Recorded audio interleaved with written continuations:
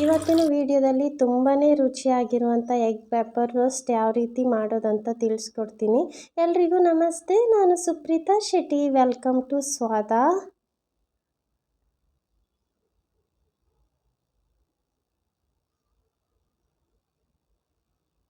ಮೊದಲಿಗೆ ಒಂದು ಬಾಣಲೆ ಇಟ್ಕೊಂಡಿದ್ದೀನಿ. ಅದಕ್ಕೆ 2 ಚಿಕ್ಕ ತುಂಡಷ್ಟು ಚಕ್ಕೆ ಹಾಕ್ಕೊಂಡಿದ್ದೀನಿ.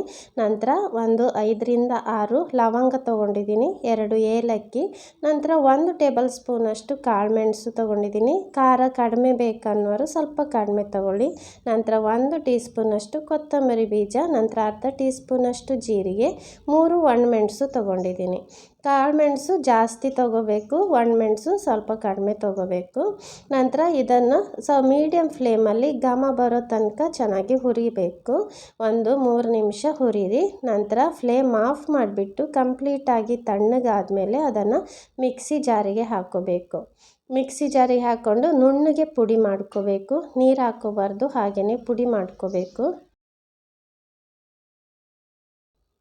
ನೋಡಿ, ನುಣ್ಣಗೆ ಪುಡಿ ಮಾಡ್ಕೊಂಡಿದ್ದೀನಿ. ನಂತರ ಒಂದು ಬಾಣಲೆ ಇಟ್ಕೊಂಡಿದ್ದೀನಿ. ಅದಕ್ಕೆ 1 ಟೇಬಲ್ ಸ್ಪೂನಷ್ಟು ಎಣ್ಣೆನ ಹಾಕ್ಕೊಳ್ತಾ ಇದ್ದೀನಿ. ನಂತರ ಅದಕ್ಕೆ ಅರ್ಧ ಟೀ ಸ್ಪೂನಷ್ಟು ಕೆಂಪು ಮೆಣಸಿನ ಪುಡಿ ಹಾಕ್ಕೊಳ್ತಾ ಇದ್ದೀನಿ. ನಂತರ ಚಿಟಿಕೆಯಷ್ಟು ಅರಿಶಿನ ಪುಡಿ, ನಂತರ ಚಿಟಿಕೆಯಷ್ಟು ಉಪ್ಪು ಹಾಕ್ಕೊಳ್ತಾ ಇದ್ದೀನಿ. ಇದನ್ನು 1 ನಿಮಿಷ ಈ ರೀತಿ ಎಣ್ಣೆಯಲ್ಲಿ ಸಣ್ಣ ಉರಿಯಲ್ಲಿ ಹುರ್ಕೋಬೇಕು. ನಂತರ ಅದಕ್ಕೆ ಮೊಟ್ಟೆನ ಹಾಕ್ಕೋಬೇಕು. 4 ಮೊಟ್ಟೆನ ತೊಗೊಂಡಿದ್ದೀನಿ. ಅದನ್ನು ಅರ್ಧ ಭಾಗ ಮಾಡಿಬಿಟ್ಟು ಈ ರೀತಿ ಹಾಕ್ಕೋಬೇಕು. ಇದನ್ನು 1ರಿಂದ 2 ನಿಮಿಷ ರೋಸ್ಟ್ ಮಾಡ್ಕೋಬೇಕು. ಎರಡೂ ಕಡೆ ಸ್ವಲ್ಪ ಕೆಂಪು ಬಣ್ಣ ಬರೋ ತನಕ ಅದನ್ನು ಹುರಿಬೇಕಾಗುತ್ತೆ. ಒಂದು ಮೀಡಿಯಮ್ ಟು ಲೋ ಫ್ಲೇಮಲ್ಲಿ ಇಟ್ಕೊಂಡು ಹುರಿಯಿರಿ. ಒಂದು ಕಡೆ ಸ್ವಲ್ಪ ಹುರಿದಾದ್ಮೇಲೆ ಇನ್ನೊಂದು ಕಡೆನೂ ಅದೇ ರೀತಿ 1ರಿಂದ 2 ನಿಮಿಷ ಆ ರೀತಿ ಹುರ್ಕೋಬೇಕು. ಇನ್ನೊಂದು ಕಡೆ ಹುರಿಯುವಾಗ ಸ್ವಲ್ಪ ಸಣ್ಣ ಉರಿ ಇಟ್ಕೊಳ್ಳಿ, ಯಾಕೆಂದರೆ ಎಣ್ಣೆ ಜಾಸ್ತಿ ಬಿಸಿಯಾಗಿರುತ್ತೆ. ಆ ಬಿಸಿಯಲ್ಲೇ ಸ್ವಲ್ಪ ಸಣ್ಣ ಉರಿ ಇಟ್ಕೊಂಡು ಸ್ವಲ್ಪ ಹುರಿಯಿರಿ. ನೋಡಿ, ಎರಡೂ ಕಡೆ ಅದನ್ನು ರೋಸ್ಟ್ ಮಾಡ್ಕೊಂಡಿದ್ದೀನಿ. ಇದನ್ನು ಇವಾಗ ಸೈಡ್ ಇಟ್ಕೊಳ್ತೀನಿ.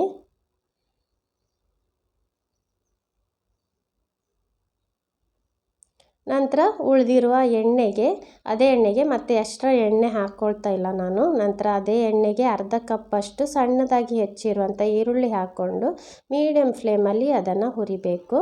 2 ನಿಮಿಷ ಹುರಿದ್ರೆ ಸಾಕು. ನಂತರ ಅದಕ್ಕೆ ಅರ್ಧ ಟೀ ಸ್ಪೂನಷ್ಟು ಶುಂಠಿ ಬೆಳ್ಳುಳ್ಳಿ ಪೇಸ್ಟ್ ಹಾಕ್ಕೊಳ್ತಾ ಇದ್ದೀನಿ. ಶುಂಠಿ ಬೆಳ್ಳುಳ್ಳಿ ಪೇಸ್ಟ್ ಹಸಿ ವಾಸನೆ ಹೋಗೋ ತನಕ ಇದನ್ನು ಸಣ್ಣ ಉರಿಯಲ್ಲಿ ಇಟ್ಕೊಂಡು ಹುರಿಬೇಕು. ನಂತರ 1 ಕಪ್ಪಷ್ಟು ಟೊಮೆಟೊನ ಸಣ್ಣದಾಗಿ ಹೆಚ್ಚಿಬಿಟ್ಟು ಹಾಕ್ಕೊಂಡಿದ್ದೀನಿ. ನಂತರ ಸ್ವಲ್ಪ ಚಿಟಿಕೆಯಷ್ಟು ಉಪ್ಪು ಹಾಕ್ಕೊಂಡಿದ್ದೀನಿ. ಉಪ್ಪು ಹಾಕಿ ಈ ರೀತಿ ಟೊಮೆಟೊನ ಬೇಯಿಸೋದ್ರಿಂದ ಬೇಗ ಬೇಯ್ತದೆ ಟೊಮೆಟೊ. ಈ ರೀತಿ 2 ನಿಮಿಷ ಮಿಕ್ಸ್ ಮಾಡಿಬಿಟ್ಟು ನಂತರ ನಾವು ಪುಡಿ ಮಾಡಿಟ್ಟಿರುವಂಥ ಮಸಾಲೆ ಪುಡಿಯನ್ನು ಹಾಕ್ಕೊಂಡು ಚೆನ್ನಾಗಿ 1 ನಿಮಿಷ ಈ ರೀತಿ ಅದನ್ನು ಮಿಕ್ಸ್ ಮಾಡ್ಕೋಬೇಕು. ನಂತರ ಅದಕ್ಕೆ ಅರ್ಧ ಕಪ್ಪಷ್ಟು ನೀರು ಹಾಕ್ಕೊಳ್ತಾ ಇದ್ದೀನಿ. ಮಸಾಲೆ ಮತ್ತು ಟೊಮೆಟೊ ಚೆನ್ನಾಗಿ ಅದರಲ್ಲಿ ಬೇಯುತ್ತದೆ. ನೋಡಿ, ಈ ರೀತಿ ಚೆನ್ನಾಗಿ ಮಿಕ್ಸ್ ಮಾಡಿಬಿಟ್ಟು ಮುಚ್ಚಳ ಮುಚ್ಚಿಬಿಟ್ಟು 2 ನಿಮಿಷ ಸಣ್ಣ ಉರಿಯಲ್ಲಿ ಬೇಯಿಸ್ಕೋಬೇಕು. ಟೊಮೆಟೊ ಸಾಫ್ಟ್ ಆಗೋ ತನಕ ಬೇಯಿಸ್ಕೋಬೇಕು. ನೋಡಿ, ಟೊಮೆಟೊ ಮತ್ತು ಮಸಾಲೆ ಚೆನ್ನಾಗಿ ಬೆಂದಿದೆ, ಎರಡೂ ಚೆನ್ನಾಗಿ ಬ್ಲೆಂಡ್ ಆಗಿದೆ. ನಂತರ ಇದಕ್ಕೆ ನಾವು ಹುರಿದಿರುವಂತಹ ಮೊಟ್ಟೆಯನ್ನು ಹಾಕಿಬಿಟ್ಟು ಬೇಯಿಸ್ಕೋಬೇಕು.